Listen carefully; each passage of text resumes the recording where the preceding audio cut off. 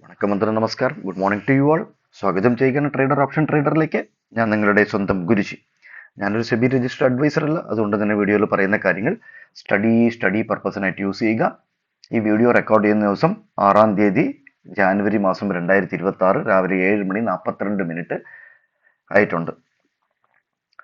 ഞാൻ കുറേ ദിവസം കൊണ്ട് നമ്മൾ ഈ വീഡിയോയിൽ നമ്മുടെ ട്രേഡർ ഓപ്ഷൻ ട്രേഡർ യൂട്യൂബിൽ പറയാറുണ്ട്, ഈ വീഡിയോ ഒരു 5 മിനിറ്റ് 6 മിനിറ്റ് കൂടുതൽ പോകാറില്ല. വ്യൂവേഴ്സ് കുറവാണ്, അത് മതി. കുറഞ്ഞ വ്യൂവേഴ്സ് ആണ് ഏറ്റവും നല്ലത്. അല്ലാതെ 15K 20K അല്ലെങ്കിൽ മില്യൺ ഉള്ള വ്യൂവേഴ്സ് നമുക്ക് ആവശ്യമില്ല. അത് വരുമ്പോൾ വരട്ടെ, അത് അതിൻ്റെതായ വഴിക്ക് പോട്ടെ. നമ്മുടെ ദൗത്യം ഈ ചാനൽ തുടങ്ങാൻ എല്ലാവരും സെൽഫ് ആയിട്ട് അനലൈസ് ചെയ്യണം. ഇൻഡിവിജ്വൽ ആയിട്ട് നോക്കി ഇൻഡിവിജ്വൽ ആയിട്ട് ട്രേഡ് എടുക്കണം. അനാലിസിസ് ചെയ്ത് അതിന് ഇൻവോൾവ്മെന്റ് ചെയ്ത് ട്രേഡ് എടുക്കണം. അങ്ങനത്തെ ഒരു ഡിസ്കഷൻ ആയിരുന്നു ഞായറാഴ്ച വൈകിട്ട് 7:30 നടന്നത്. ഓക്കെ, ഇന്നലെ നമുക്ക് ഈ സൈഡ് വേസ് ആകുന്ന രാവിലെ തന്നെ ഒരു ഇൻഫർമേഷൻ നമുക്ക് കിട്ടി.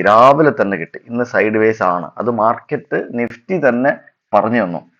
ഇത് നമ്മൾ റെഗുലർ ആയിട്ട് റിപ്പീറ്റഡ് ആയിട്ട് ഇത് ഡിസ്കസ് ചെയ്യുന്നതാണ്. അതാണ് ഡിസ്കസ് ചെയ്യുന്നത്. അത് എന്താണോ ലൈവ് മാർക്കറ്റിൽ ഇൻട്രാഡേയിൽ നടക്കുന്നത്, അതിനെ വാച്ച് ചെയ്ത് അതിനെ ശ്രദ്ധാപൂർവം ഒബ്സർവേഷൻ ചെയ്ത്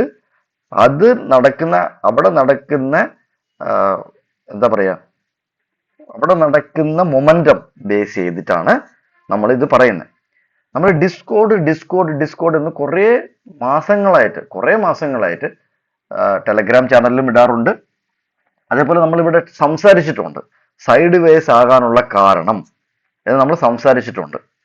ഒരു കാര്യം ആലോചിക്കുക, എപ്പോഴും നിങ്ങൾ ഇതൊക്കെ ശ്രദ്ധിക്കുക. ഇത് വളരെ ഓപ്ഷൻ ബയറിന് ഇങ്ങനത്തെ ചെറിയ കാര്യങ്ങൾ ശ്രദ്ധിച്ചാൽ മതി, നമുക്ക് നല്ലൊരു ലോങ് ടേം ട്രേഡർ ആയിട്ട് മാറാൻ പറ്റും. ഇന്നലെ ഇത് നിഫ്റ്റിയുടെ സ്പോട്ടിന്റെ 15 മിനിറ്റിന്റെ ചാർട്ടാണ് നിങ്ങൾ കണ്ടുകൊണ്ടിരിക്കുന്നത്. 15 മിനിറ്റിന്റെ ക്യാൻഡിൽ സ്റ്റിക്കിന്റെ ചാർട്ടാണ്. ഓക്കെ, ഇത് ഇങ്ങനെ ഇവിടെയാണ് ഓപ്പൺ ചെയ്തത്. എന്നിട്ട് ചെറിയൊരു ഹൈ വച്ചതിന് ശേഷം താഴോട്ട് വരികയും വീണ്ടും അതിന്റെ ഓപ്പൺ റിമൂവ് ചെയ്തു. ഈ ഓപ്പൺ എടുത്തു കഴിഞ്ഞാൽ എന്താ ചെയ്യേണ്ടത്? നമുക്ക് മുകളിലോട്ടാണ് പോകേണ്ടത് അല്ലെ? അത് എന്തുകൊണ്ടാണ് വീണ്ടും ഓപ്പണിലോട്ട് വന്നത്? അതാണ് അതിന്റെ ചോദ്യം. ഇതൊരു അനോമാലിയാണ്. അതായത് ഇങ്ങനത്തെ ഇത് ആകാൻ പാടില്ല. ഒരു ദിവസവും ഇങ്ങനെ രാവിലെ ഇങ്ങനെ ഓപ്പൺ എടുത്തതിന് ശേഷം നേരെ ഒരു സൈഡിലോട്ട് പോയില്ല എന്നുണ്ടെങ്കിൽ, അല്ലെങ്കിൽ ഓപ്പണിന്റെ മുകളിൽ തന്നെ സസ്റ്റെയിൻ ചെയ്തില്ല എന്നുണ്ടെങ്കിൽ, അന്ന് ബാലൻസ് മോഡ് ആയിരിക്കും, സൈഡ് വേസ് ആയിരിക്കും. ഓപ്ഷൻ സെല്ലേഴ്സ് അവിടെ ഡോമിനേറ്റ് ചെയ്യുന്നുണ്ട്. ഇതൊക്കെ ഓപ്ഷൻ സെല്ലറിന് ഞാൻ പറയുന്നത് കുറച്ചുകൂടെ ശ്രദ്ധിച്ച് കേട്ട് കഴിഞ്ഞാൽ നിങ്ങൾക്ക് ഇത് ഈസി ആയിട്ട് അപ്ലൈ ചെയ്യാവുന്നതേ ഉള്ളൂ. നിങ്ങൾക്കും ഓപ്ഷൻ സെല്ലിങ്ങിൽ ഈസി ആയിട്ട് ഒരു നല്ലൊരു ഏർണിംഗ് കിട്ടും. ഓക്കെ, രാവിലെ തന്നെ ഇത് ഡിസ്കോഡ് ആകും, ഇങ്ങനെ തന്നെ ആകും എന്ന് പറയാൻ കാരണം നമുക്ക് ഫീച്ചറിലോട്ട് പോകാം. ഇത് കണ്ടിന്യൂവേഷൻ ചാർട്ടാണ്. ഫീച്ചറിന്റെ കണ്ടിന്യൂവേഷൻ ചാർട്ടാണ് ഞാൻ നോക്കുന്നത്. അത് മാത്രമാണ് ഡിസ്കസ് ചെയ്യുന്നത്. കാര്യത്തിൽ അതിന്റെ മൂവ്മെന്റ് ബേസ് ചെയ്ത് മാത്രമേ പ്രീമിയം മൂവ് ആവുള്ളൂ. ഇതാണ് നഗ്നമായ സത്യം. ഇത് നിങ്ങൾ ഉൾക്കൊള്ളുക, ഇത് വിശ്വസിക്കുക. ഇത് രാവിലെ തന്നെ നമുക്കിവിടെ നിഫ്റ്റി ഫീച്ചർ തുടങ്ങിയത് ഓപ്പൺ ഇസിക്വൽ ടു ഹൈ ആണ്. ഓപ്പൺ ഇസിക്വൽ ടു ഹൈ, പക്ഷെ അത് എടുത്തില്ല. അതിൻ്റെ അടുത്ത് വന്നിട്ട് റിജക്ഷൻ ആയി, ഓപ്പണിന്റെ അവിടെ നിന്ന് റിജക്ഷൻ ആയി, എന്നിട്ട് താഴോട്ട് തന്നെയാണ് വന്നത്. ഇതാണ് ഡിസ്കോഡ്. നിങ്ങൾ മനസ്സിലാവും. ഇത് ഓപ്പൺ ഇസിക്വൽ ടു ഹൈ വെച്ചു. അവിടെ എന്താണ് നടന്നത്? സ്പോട്ടിൽ ഓപ്പൺ ചെയ്ത് ഒരു ഹൈ വെച്ചതിന് ശേഷം, ചെറിയൊരു ഹൈ വെച്ചതിന് ശേഷം വീണ്ടും താഴെ വന്നു, വീണ്ടും മുകളിൽ പോയിട്ട് വീണ്ടും താഴെ വന്നു. സോ ഇങ്ങനത്തെ ഡിസ്കോഡ് ഉള്ള ദിവസങ്ങളിൽ നമ്മൾ ഓപ്ഷൻ ബയർ അതിലോട്ട് ട്രേഡ് എടുക്കാൻ പോകരുത്. കയ്യും കെട്ടി മിണ്ടാണ്ടിരിക്കണം.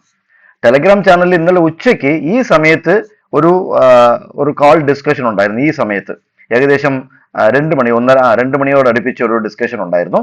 ഞാൻ പറഞ്ഞു 26,300 PE വാച്ച് ചെയ്തോളൂ, 26,300 PE വാച്ച് ചെയ്തോളൂ എന്ന് നമ്മൾ എക്സാക്ട് ആയിട്ട് ഇട്ടു.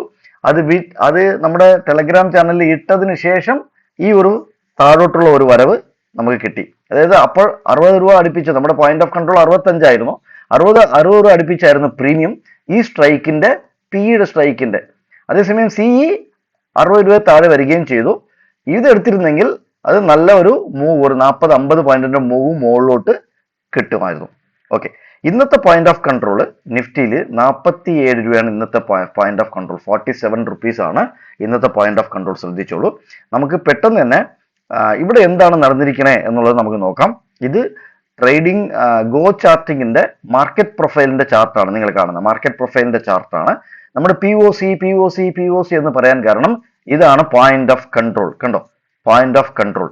ഈ പ്രൈസ് ലെവലിലാണ് ഏറ്റവും കൂടുതൽ ട്രേഡ് നടന്നിരിക്കുന്നത്. അതായത് 26,350 എന്ന് പറയുന്ന ഈ പ്രൈസ് ലെവൽ, ഇത് ഫ്യൂച്ചർ ആണ്, നിഫ്റ്റിയുടെ ഫ്യൂച്ചറിന്റെ ചാർട്ടാണ്, കണ്ടിന്യൂവേഷൻ ചാർട്ടാണ് നമ്മളിവിടെ ഇട്ടിരിക്കുന്നത്. ഓക്കെ, സോ സോറി, ഇത് വന്ന് സ്പോട്ടിന്റെ ആണ്, വെരി വെരി സോറി, സ്പോട്ടിന്റെ ആണ് നമ്മളിവിടെ ഇട്ടേക്കുന്നത്. ഒരു സെക്കൻഡ്, വെരി വെരി സോറി, നമ്മൾ സ്പോട്ടിന്റെ ആണ് നോക്കിയത്, ഫ്യൂച്ചറിന്റെ നോക്കാം. Okay, right. ഓക്കെ, ഇത് എന്താണ്, നിഫ്റ്റിയുടെ ഫ്യൂച്ചറിന്റെ 30 മിനിറ്റിന്റെ ചാർട്ടാണ്. നിഫ്റ്റി ഫ്യൂച്ചറിന്റെ 30 മിനിറ്റിന്റെ ചാർട്ടാണ്. ഇവിടെ ഏറ്റവും കൂടുതൽ 26,460 എന്ന് പറയുന്ന പ്രൈസ് ലെവലിലാണ് ഏറ്റവും കൂടുതൽ ട്രേഡ് ഇവിടെ നടന്നിരിക്കുന്നത്.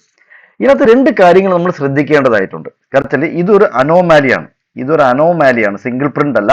ശ്രദ്ധിക്കുക, ഇത് അനോമാലിയാണ്. അനോമാലി എന്ന് പറഞ്ഞു കഴിഞ്ഞാൽ മാർക്കറ്റ് പ്രൊഫൈൽ പഠിക്കുമ്പോഴത്തേക്ക് അറിയാൻ പറ്റും. ഇത് ഒരു കാര്യം.